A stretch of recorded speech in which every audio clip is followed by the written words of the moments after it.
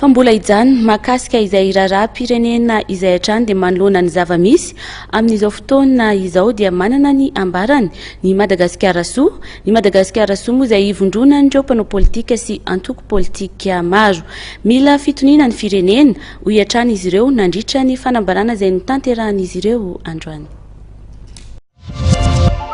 Mila fitoniana amin'izao fandalovana kiondalana vaovao izao dia ny anehoan'ny malagasy ny safidy ho an'izay filoha hitondra ny firenena ao anatin'ny 5 taona manaraka hoy ny Madagasikara Soa.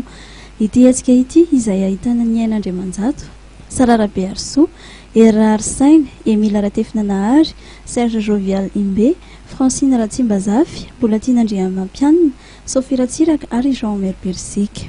Fotoana ilana fitoniana ny fotoana tahaka izao satria raha manaraka ny lalam-panorenana antsika zany dia hiatrika fifidianana rehefa afaka volana vitsivitsy. Noho izany dia mila fitoniana ny firenena, mila ihany koa fitokisana amin'ny mpitondra, amin'ny tompona andraikitra rehetrarehetra mikasika ny raharaham-pifidianana ny vahoaka. Amin'izao fotoana zao ohatra ny very fanambola velona ihany ny rehetrarehetra satria very izany fitokisana zany. Very satria ilay zavatra niseho tao amin'ny Assemblée nationale ary mbola nisy zavatra zay tsy fantatra ny tena fizotra ny tany amin'ny Paon d'Or koa. Ilazana fa nisy kolikoly avolenta be tamin'ny fanatanterahana an'iny fifidianana iny dia anisan'ny zavatra mahalasa fisainana lavitra amin'izay mety ho avy nyity firenentsika ity.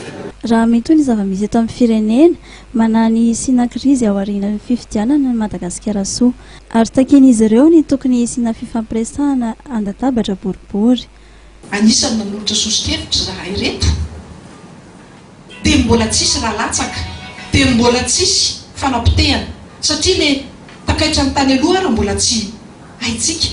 Efatra tokoa ny filoha nanaovana fampihavanana dia zany tsy sitrapontsika ngeny hoe hiditra anaty korotana fa misy mamboly io.